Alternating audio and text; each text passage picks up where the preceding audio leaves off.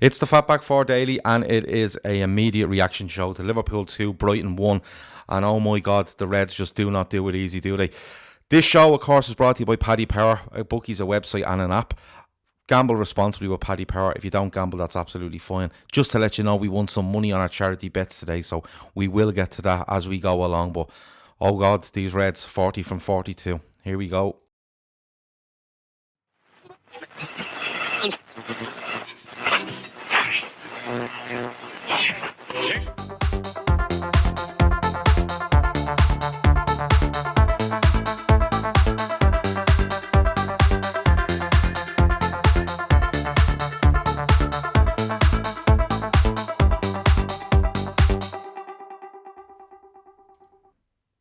And here we are. Oh my God. I was speechless last week. I'm close to that again, but I'm going to try my best to get absolutely through this show in the next 20, 25 or 30 minutes, depending on how long we go. But Liverpool have beaten Brighton by 2-1. And if you think we're going to win a league title by doing it easy, check yourself. It's not going to happen. We're going to have probably another 24 games like this. But listen, if they keep winning, what's the problem? Barry, you said to me before you come on, your hands are hurting you from clapping every single tackle, run, dive, everything else. It doesn't get any easier every week, does it? Isn't it funny, Gav? Every time you're stuck for words, you reach for a remedy of Barry H. Carr. Absolutely. I'm reaching to you. I'm reaching to you after most games now, because while I'm just sitting here to quiver and wreck, you seem to make some sense. So that's where we are at the moment. Absolutely. Well, I'm not lying. My hands are stinging. I lost the plot with Martin Atkinson. What on earth is he doing, letting them hit that when he does? And I'm so proud of my brave Reds. I mean, to come through that's absolute insanity. My goodness, Adrian picking up where he left off, solid between the sticks, but tactically, absolutely played that final 12 minutes to absolute perfection, and we stole it. We got out of there. Thank God for that. We're 11 points. That's 11 points clear. Yeah, it's absolutely incredible. And the game was going so well. First half, they had the odd not chance, but they were trying. I will give it to Brighton. They were trying. And we just get 2 goals from Virgil van Dijk. And just to let people know, that's where we won the bet today.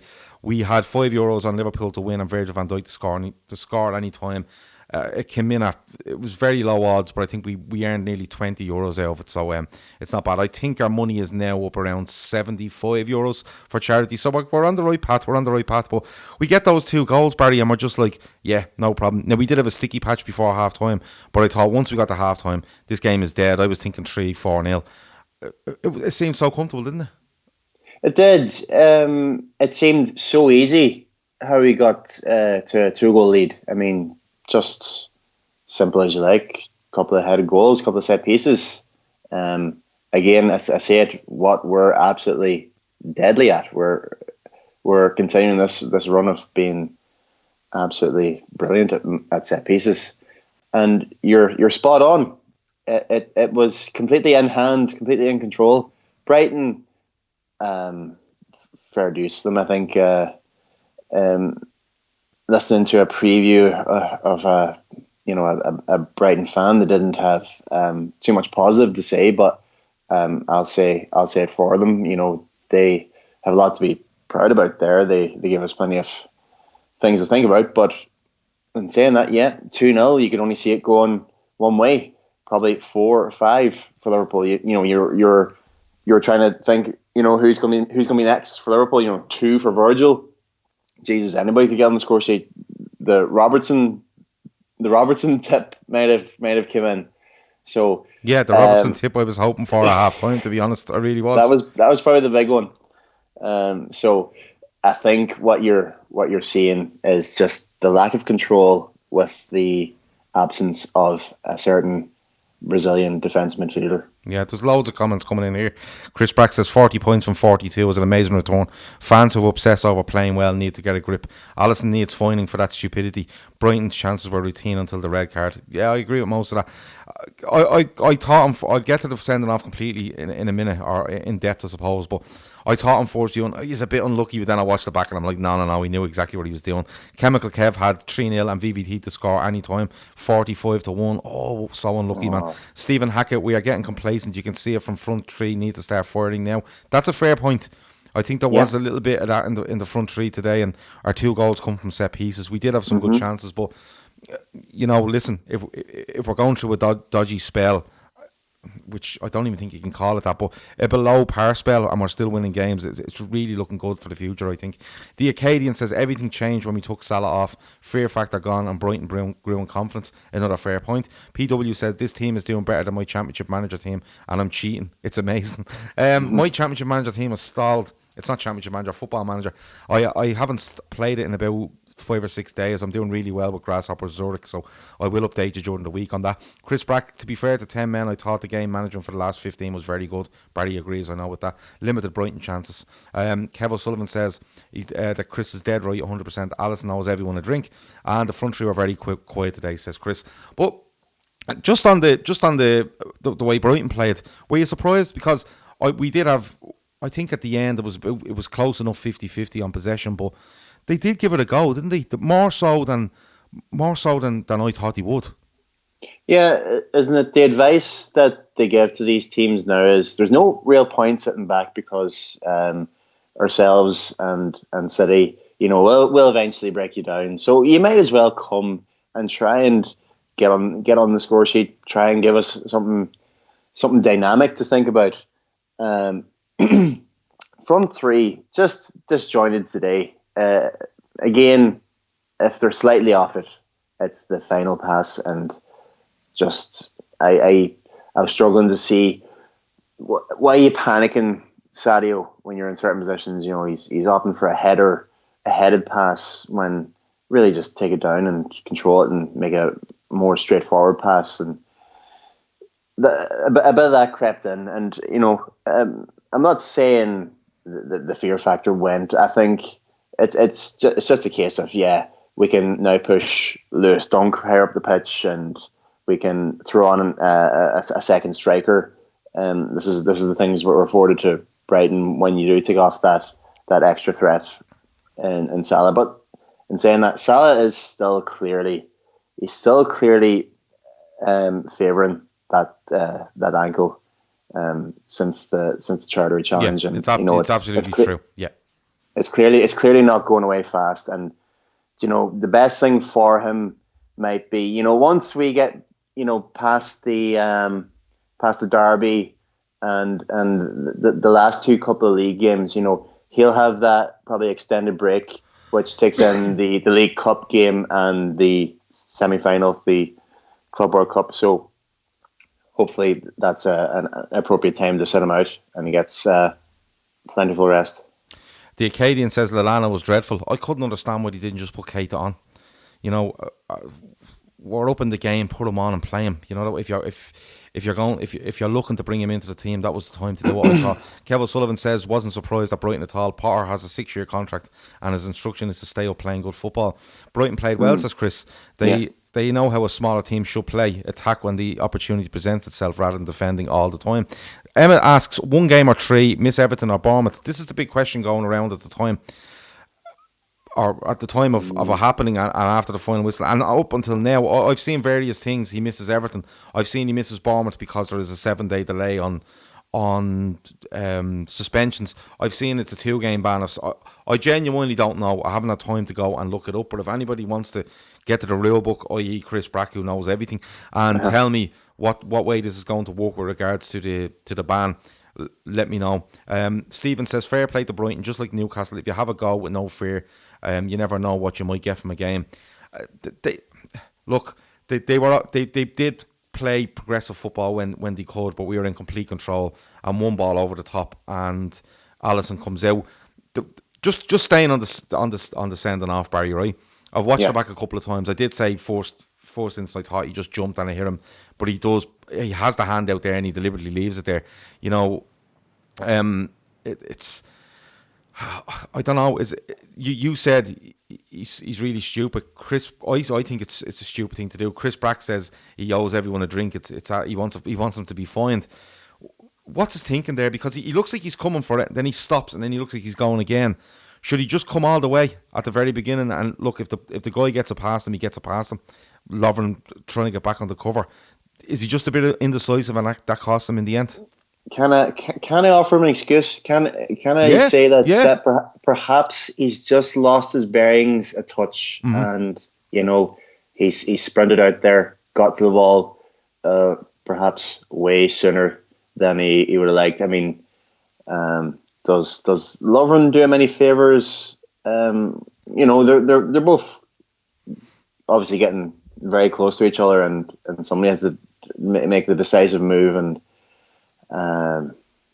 Alisson's obviously opted to use his hand, and I'm sure he's fully aware, because I think he's half expecting the card to come out of the pocket when, you know, once he has done it. So I'm gonna give him a pass in this one. I think he has slightly lost his bearings, ended up in no man's land, and has done the only option left to him, bar ducking out and probably letting the Brighton player walk it in. Chris Brack says the Echo has confirmed he misses only the derby. So there we go. Kev says, with regards to Keita, he thinks it's trust. He genuinely thinks he's gone once we find a buyer.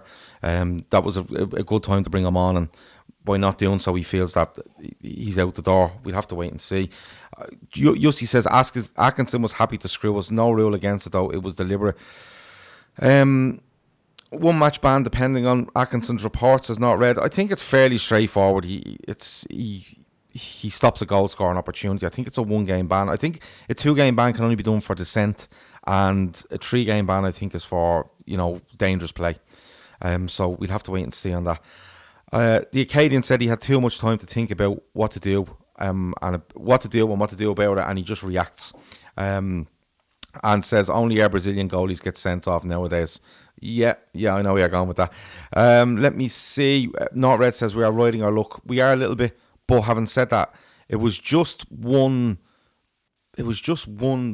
mad moment that cost us. Other than that, you know, 9 times out of 10, Alisson either stays on his line or he comes out there and he sweeps it up. You know, it's one of those. But just getting onto the referee, I don't like Martin Atkinson, and I don't. People, you know, I hear podcasts and football podcasts say, I don't really like talking about the referee. Well, you kind of have to, you know, and I don't know where this comes from. I don't really like talking about the referee when he has such a big thing and big influence on the game, you know. What did you make of that free kick? Because the free kick's given, Adrian has to come on for Oxlade-Chamberlain. He comes on, he's lining up a wall, and next thing he's blowing a whistle. I'm going to, as much as I don't like Martin Atkinson, and it probably can be considered a bit of a prick move by him, but Adrian's taking too long there. For me, you know, the wall is set, everything's in place. If the goalkeeper wants to stand on his post, he stands on his post. What did you make of it? I must admit I was caught by surprise as well. I didn't have my stopwatch out. I wasn't timing how long it took for Adrian to get on the pitch and get his, get into his goal, drop his towel and bottle, and assess where he wanted to put his wall. I didn't have a stopwatch out, but what I did clock was that Dunk has had a conversation with Atkinson, and very, very quickly after that, the whistle has gone to the mouth, and very cleverly, very cheekily, Dunk is slotted into the far corner. I mean, it's smacks of that's happened to Mignolet before, hasn't it? I'm trying to remember. I can't remember who it was, but it does sound familiar. Pretty much the exact same thing. Setting up the wall, he's on the opposite end of the goal, and the player slots it the other side. I didn't like it. It reeked of now Atkinson being opportunistic. And you know what? Going from one offensively bad refereeing display during the week to a second offensively bad refereeing display today. It's you hate talking about it, and so do I. I hate talking about it, and I'll leave it at that. Just I'm offended by how bad this week's been. Yeah, do you know what? Listening to you talk there does bring up a very good point. If you watch it back, Dunk does say something to him, and he actually looks to see where the goalkeeper is and blows his whistle. You know, Yeah, if he says that, if Dunk says to him, "Can I take it?" and he goes, "Yeah," blows his whistle, but he actually does look towards the goal. You know, and yeah, it just listen. I don't like the man. I never liked him. And the way he refs Liverpool, I'm infuriated every time I see his name anywhere near Liverpool, you know. The Acadian says it's not the same as a quick free kick, you know, one of those where it's just put down and you bash it in. You know, the setup, he's obviously held the ball, you know, like you can take a quick free kick fine, but when he sets it down, it's up to the ref to blow the whistle then. He asks him the question. Maybe Atkinson should look and go, well, hold on, he's only at the getting in the goal here, you know, that kind of way. So listen, we just don't like Martin Atkinson. Let's be honest about it. The Acadian says, how many times do we see goalkeepers set up and clap their hands and then the whistle? Yeah, that's another fair point. You know, there's certain ways to look at it. I did think Adrian was taking a bit too long. I'm going to say that. You know, just line it up, get in goal, get this free kick out of the way, and we go from there. But Martin Atkinson has a part in it. He absolutely does. Stephen says it was against Chelsea with Mignolet, he thinks. Is that the one where... It was David Luiz. David Luiz smashes one. Yeah, in off the post. League Cup. Yeah, let me see. 6-star Red Emmett says, Ashley Young _7 has joined. Even the Manx love your podcast. Is Ashley Young is watching? I don't know. I've nothing to say to Ashley Young. Nord Red says, why in these situations does one of our players stand in front of these free kicks against us until a ref threatens to book you? Yeah, I thought that as well. But having said that, when it's... He wouldn't threaten to book, he would just book. But the other thing is, if you step over it, if you stand over it, that stops the chance of a quick free kick, right? That stops it. So now we're in the territory of the referee is blowing the whistle. Okay, that's why people stand in front. Then they back off, set yourself. Everybody's ready. Bang, here we go. Right, but watch him. Just watch him. And you've just jogged me memory because I did think Adrian a bit too long. I'm not too sure, but jogging me memory. I'm watching it again. He's asked the question and he literally has a look to see where the goalkeeper is and blows his whistle. So it's one of those. The point being made here is Adrian took a little bit longer than usual because he just come on, you know. But look, we win the game. It's 3 points, and that's all that matters at the end of the day. All right, the Alisson sending off. He misses the derby from all accounts. Now he misses the derby, which okay, we just have to deal with it. We're not going to miss Matip. We're going to miss Fabinho for that game. So it's another change we have to make. But it's not like a goalkeeper's coming in not so much cold where he doesn't know anything. He played 8 league games, so it's not one of those where we're just dropping someone in after sitting on the bench for 3 years. You know, but the 3 points is massive because how big a weekend is this looking already? You know, Chelsea are, I think, get beaten by West Ham 1-0 at home. The last time I checked, it was in injury time. That's right. Yeah, Man City draw 2-2 away at Newcastle with John Joe Shelby getting a stunning goal by John Joe Shelby. A late equaliser. And Liverpool take advantage of both. So they've now gone 11 points clear of 11 points clear of City. I think they're 14 clear of Chelsea now, is it? Yeah, they'll be 14 points clear of Chelsea. And they're 11 points clear of Leicester, who play Everton tomorrow. And I expect to be Everton quite handy. But it's 11 points to City, and people keep talking about it. I think people are underestimating Leicester a little bit. But how big is that weekend so far? It's massive. It's absolutely massive. I mean, get one look at Pep when that equaliser goes in for Newcastle. It's wonderful. Just the spirit leaves them altogether. You know, all the comedic stuff. You know, all with swapping trophies, all that just dissolved altogether. He's a broken man, and you know, two really rank displays by Man City in the week. So you know, that's massive. Chelsea were seen off last weekend for me anyway, and that further compounds that they just have to worry about keeping their top 4 place their own, and that's that. I think we're down to 3 realistic challengers now. And over to Leicester again. The pressure is turned up because City, I think, missed an opportunity. When at St James's Park, and it was down to 6, and you know what, we would be a very different side when it went 2-1 this afternoon. Yeah, and God knows what the mindset would have been, and the anxiety amongst Anfield would have been insane as well.